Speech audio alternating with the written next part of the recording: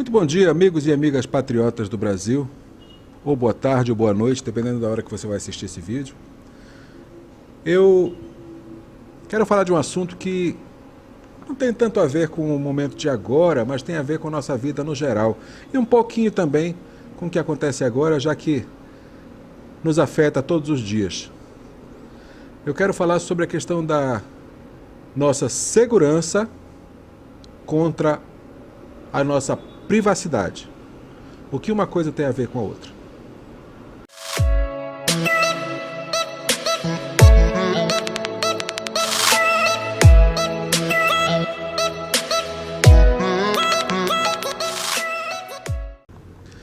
Já há alguns anos que o cidadão do mundo inteiro tem se tornado refém de ataques, tanto de terrorismo quanto de simplesmente assaltantes ou traficantes ou outro tipo de marginais, outro tipo de pessoas à margem da sociedade que afeta, que ameaça a nossa segurança.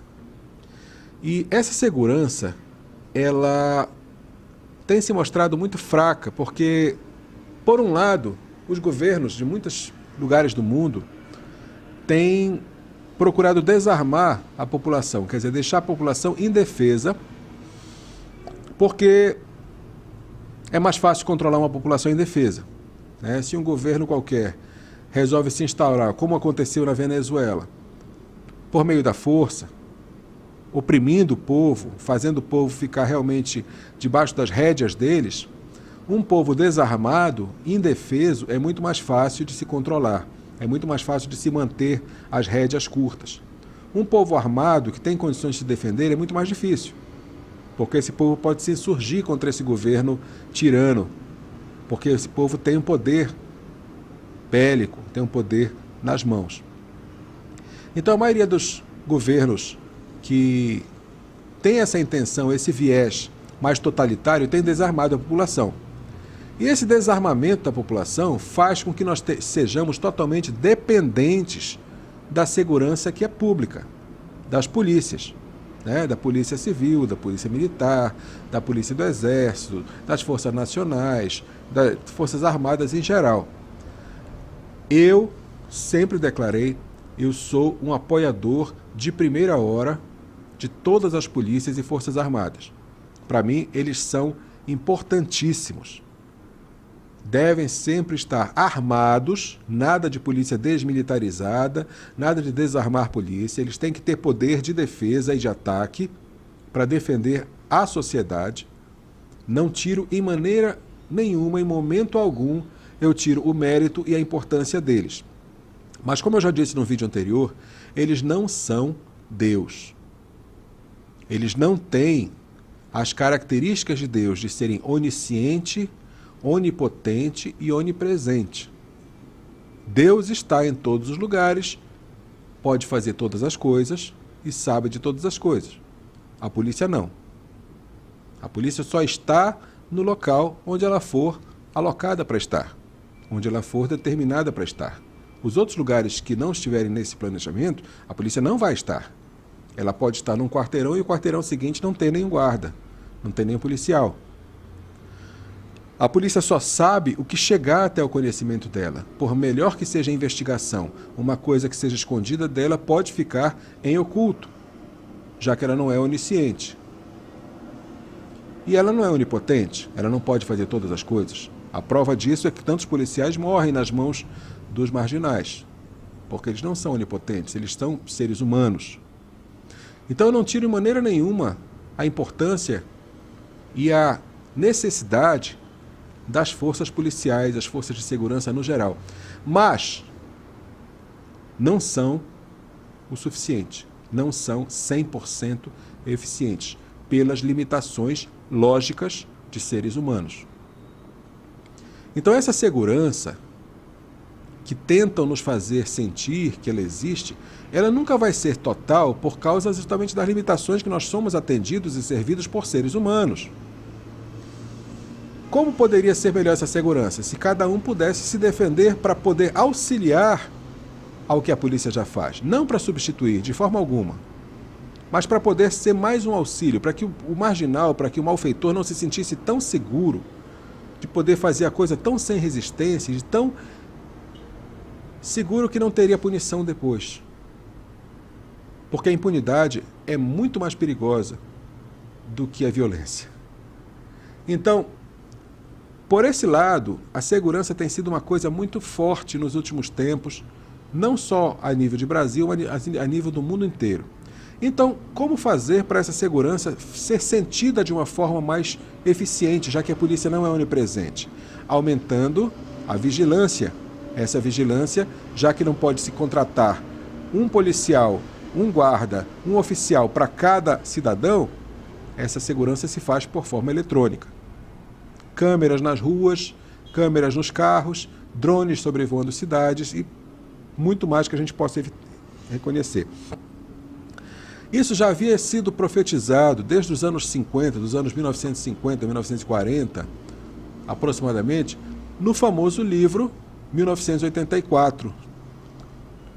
Porque lá foi prevista uma sociedade totalmente vigiada pelo Grande Irmão.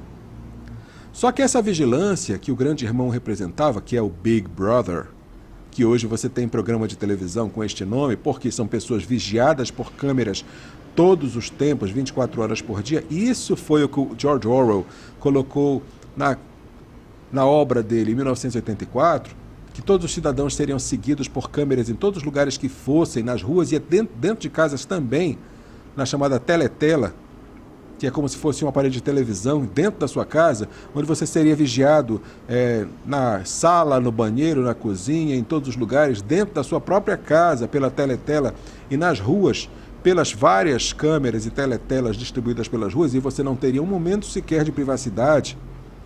E esse é o tema central do filme, do livro, que também foi feito filme, 1984.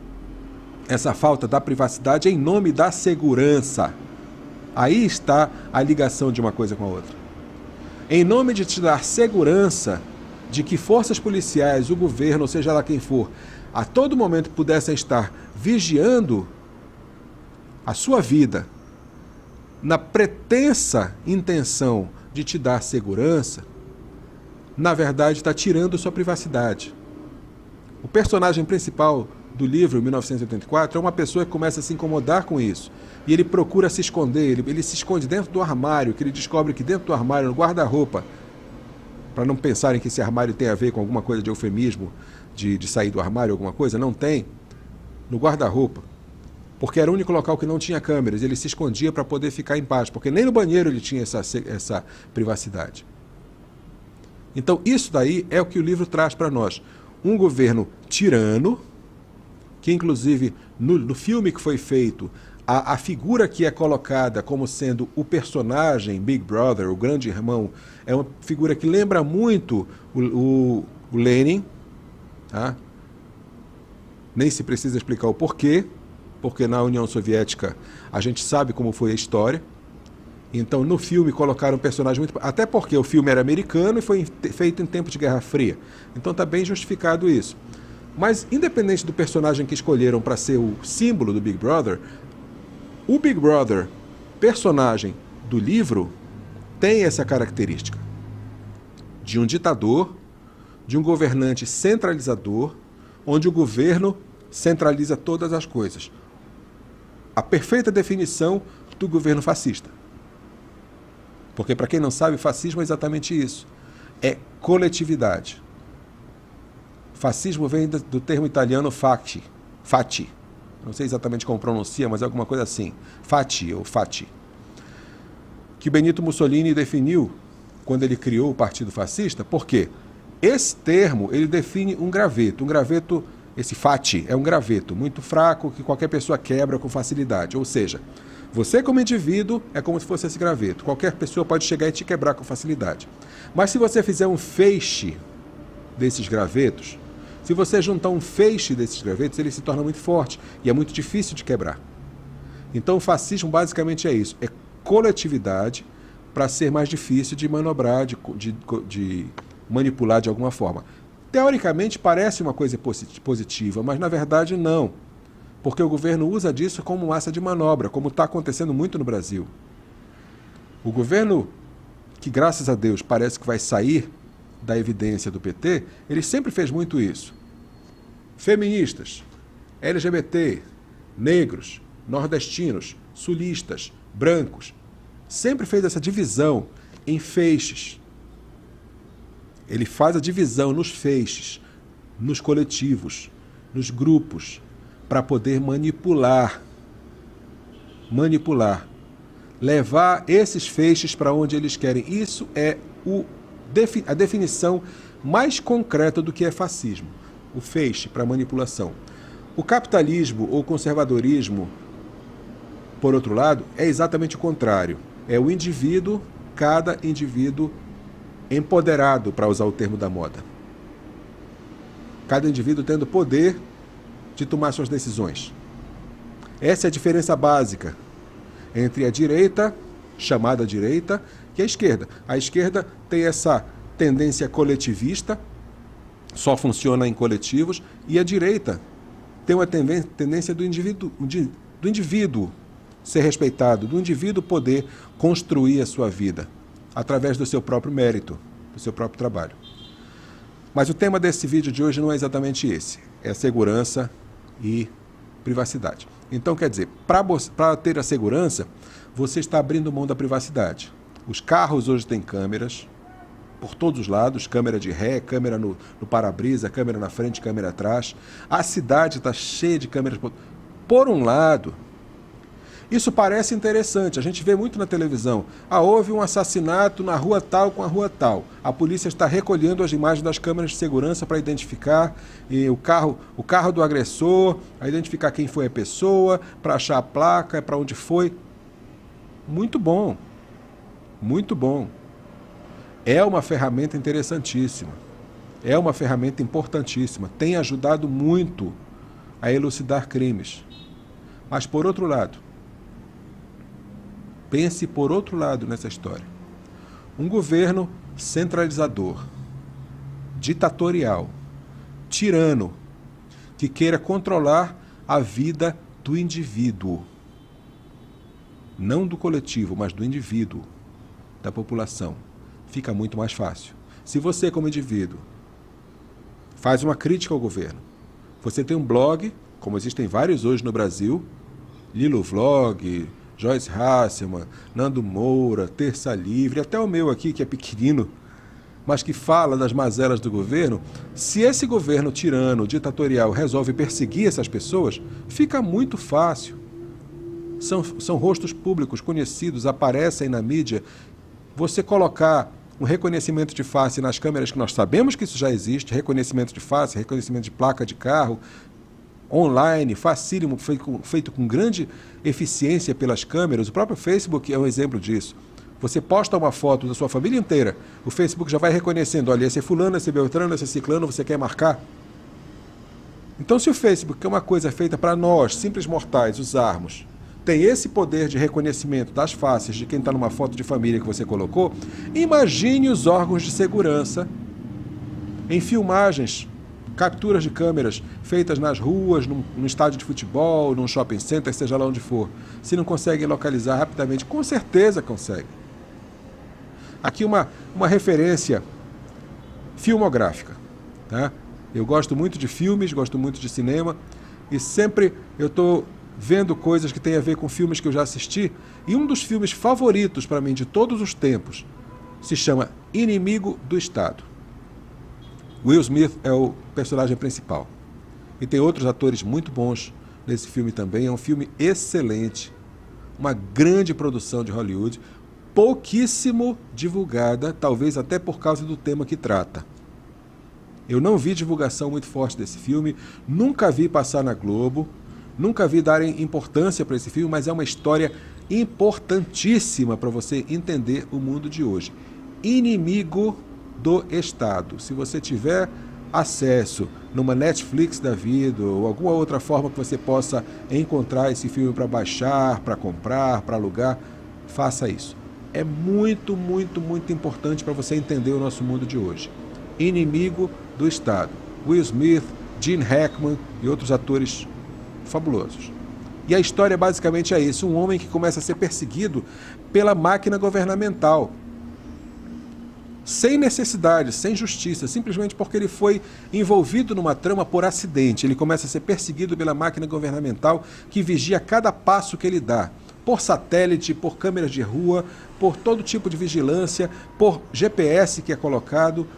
Uma série de coisas são feitas, colocando em evidência a NSA, né, a Empresa Nacional de Segurança Americana, que é a empresa especializada em fazer isso, o órgão de investigação especializado nisso nos Estados Unidos, e a NSA é basicamente quem coordena toda essa ação. Aliás, não a NSA, mas um órgão, uma agência de investigação mais secreta que a NSA, que faz coisas ainda mais aprofundadas. Mas veja o filme que você vai entender melhor. Mas basicamente é isso. Um cidadão que, porque traz risco ao governo, passa a ser perseguido por essa arapuca, por essa estrutura que teoricamente está ali para nos dar segurança e acabou com a privacidade. E como esse personagem passa a ser considerado o inimigo do Estado, o Estado usa essa estrutura para caçá-lo. E não só caçar, mas para destruir a vida dele, por completo. Conta de banco, a reputação, tudo. Porque nós sabemos que o Estado teria poder para isso se quisesse. E alguns fazem. Então esse filme mostra bem o que aqui na nossa realidade está se tornando hoje. A gente está se tornando prisioneiro dentro da nossa casa, prisioneiro dentro da nossa empresa, dentro de qualquer lugar que a gente esteja. A gente pode estar num shopping center, numa praça, e ali nós estamos prisioneiros. Sem barra de ferro, sem jaula, sem grade, mas com a prisão da vigilância. Serve para a nossa segurança? Serve. É bom por isso. Serve porque nós sabemos que se alguém chegar e nos atacar, vai estar sendo filmado e alguma coisa pode ser feita. Mas não nos esqueçamos que os governos podem ser tiranos, podem ser despóticos, muitas vezes. E alguns são. E que podem usar isso contra nós. Uma coisa me chamou muita atenção, que por isso que eu quis fazer esse vídeo, que é, preste muita atenção nessa parte. Preste muita atenção nessa parte. Tá? Porque eu acho que é o que nos atinge como brasileiros mais profundamente. Eu gosto muito de assistir filmes e séries, como eu já falei, né? E tanto nos filmes quanto nas séries, quando existe uma investigação e que colhem impressões digitais nos lugares que estão investigando, vão lá e coletam. Não, você vê isso no CSI, NCIS, Criminal Minds, várias séries de investigação, que eu gosto muito delas. E uma das coisas que se faz, todas as polícias fazem, é coletar as impressões digitais. E nos Estados Unidos, nas séries pelo menos, acontece uma coisa interessante. Coletou a impressão digital, vai para o sistema informatizado das polícias. Eles chamam de AFIS, se não me engano. É uma sigla, AFS, AFIS. Não lembro exatamente o que significa essa sigla. Mas o que acontece nas séries? Às vezes dizem, olha, não está no sistema essa digital. Quando está no sistema, é porque a pessoa já foi presa algum dia e na prisão tiraram as digitais da pessoa. Ou quando a pessoa já é funcionário público, porque a empresa pública que ela trabalha pegou as digitais. Ou quando já foi militar, que na instituição militar tiraram. Mas existem situações específicas onde eles encontram essa digital nos bancos de dados, para identificar a pessoa. E em algumas situações eles não encontram a digital. A pessoa não está cadastrada em lugar nenhum. Nem digital, nem foto, nem nada. O TRE, ou melhor dizendo, o TJE, Tribunal de Justiça Eleitoral, juntamente com STE, que é o Superior Tribunal Eleitoral, e os órgãos eleitorais do Brasil inteiro fizeram um recadastramento onde os 10 dedos das nossas mãos foram cadastrados. A nossa foto ficou registrada, o nosso telefone foi colocado ali, o nosso endereço foi colocado ali. Gente, um governo que queira te perseguir tem hoje em dia a faca, o queijo, o prato, o pão, o garfo, a vontade de comer, tudo nas mãos. Ninguém tem como se esconder de um governo. Não estou dizendo que a gente queira se esconder, Mas e se o errado da história for o governo que estiver perseguindo a população de bem, como acontece na Venezuela, na Coreia do Norte, na Nicarágua, em tantos lugares que os governos são ditadores, são tiranos, são despóticos? Como se esconder de um governo que tem plenos poderes a esse ponto? Eu não sei dizer quantos dos membros de PCC e facções criminosas se passaram pelo recadastramento biométrico. Agora, como eles querem votar nos candidatos que eles apoiam, é bem provável que eles tenham passado também, para poder votar no candidato que eles apoiam. Hoje nós sabemos qual é, nessa eleição agora que tem 2. Nós sabemos qual é o lado apoiado por eles. Mas o fato é, esse banco de dados nas mãos do governo é uma arma mais poderosa que uma bomba atômica, que nós demos de bandeja, de presente, para o governo. Eu espero que nós não venhamos a nos arrepender dessa facilidade toda que nós entregamos nas mãos deles. Um governo que se nega a nos fornecer um voto impresso, com lei aprovada, determinando que fosse feito assim, por causa do custo. E gasta 10 vezes mais do que isso para recadastrar as suas digitais e a sua foto e todas as informações a seu respeito. No mínimo, preocupante. Se você nunca pensou nisso antes, pense agora. Tente ver o filme que eu indiquei, Inimigo do Estado. Existe um outro também muito interessante para ver sobre isso, com Mel Gibson, que é Teoria de Conspiração. É muito interessante também. É um pouco menos direto, mas é bem interessante também. Teoria de Conspiração com Mel Gibson, também é muito bom. E principalmente tente ler o livro do George Orwell, 1984. Lá ele fala do duplo pensar, que é uma coisa muito usada hoje pelos governos de esquerda, você pensar uma coisa e falar outra. Fala sobre novilíngua, que é uma coisa de você mudar os termos que você fala, como, por exemplo, chamar aborto de direito das mulheres, meu corpo, minhas regras, como mudar termos para chocar menos a população, a chamada novilíngua, né? Usa termos diferentes para as coisas que a gente já conhece, para poder manipular melhor as massas. E várias outras coisas que o Orwell coloca no livro dele, que você vai ver muita semelhança com o nosso mundo de hoje. Para um livro escrito há mais de, 80 anos, né? 1940 para 2018, praticamente 80 anos. Você vai ver muita semelhança. Vai ver quanto Orwell foi profético. E vai ver quanto que Inimigo do Estado, Teoria de Conspiração são filmes também muito precisos com relação à nossa realidade de hoje. Tente assistir, tente pegar mais informação sobre isso, tente pegar um pouquinho mais de visão aprofundada sobre isso e você vai ver o quanto que sua mente vai se abrir sobre essas coisas. Mas não deixe de pensar sobre isso, não deixe de compartilhar. Não deixe de compartilhar com as pessoas que você conhece, que você percebe que ainda estão envolvidas nessa Matrix, que ainda estão sendo enganadas por essa armação desses governos. Não deixe de compartilhar. E não deixe de se inscrever no canal. Não é porque eu estou querendo ganhar dinheiro do Google, não. Não é por causa disso, não. O YouTube nem paga tanta coisa, eu não estou tão de olho nisso aí, não. É mais para você poder saber quando sair vídeo novo, que é muito bom, para você poder acompanhar. O sininho de notificação também é muito bom. E a curtida. Basicamente, o que ela serve é para a gente poder tentar ver se o nosso vídeo tem mais relevância, se mais pessoas ficam sabendo que ele existe, e a gente poder chegar a mais pessoas. E principalmente, comente. Comente suas dúvidas, comente sua opinião, comente suas participações, suas colaborações com as coisas que você sabe sobre o assunto. Eu vou procurar ler todas as colaborações, todos os comentários, responder a cada um deles na medida do possível. Continuem de olho no que rodeia você. Continuem atentos, porque o grande irmão está atento a você. Ele está de olho em você. Valeu. Até a próxima.